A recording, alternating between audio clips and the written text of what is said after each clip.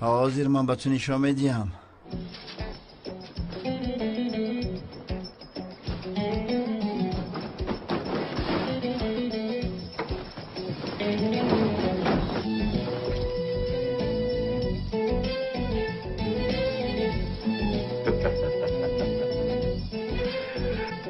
کنای او را سر شده کنم.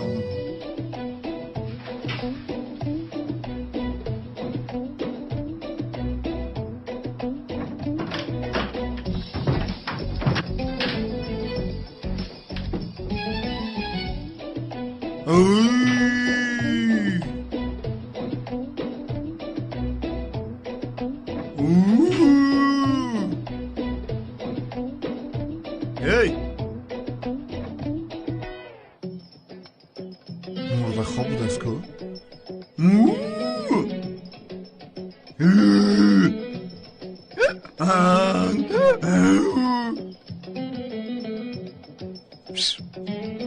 الو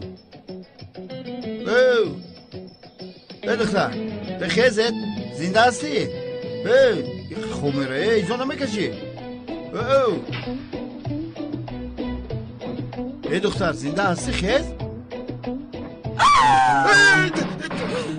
تو کیستی دیوانه؟ تو حالا خواب دیده ایستاده ای. تو زنی گناهگاری، انسان محترم دامولازیا را تهمت کردی. برای این گناهت 125 سال در دوزخ می سوزی. تو چی سفسطه میگویی ها؟ تو کیستی و در اینجا چی کار میکنی؟ نمیفهمی مگر تو دامولازیا را تهمت کردی. اگر این گناهت را به همه اقرار نشوی دیگر از خوابت بکجو زنگ میزنی. حاضر به تو خواب رو نشان میدیم. گم شو. انا به تو گم شو دیوانه. سرم کبیده. الو این پلیس است؟ یک روزم به خونه هم در آمده است. زود به خانه من بیا.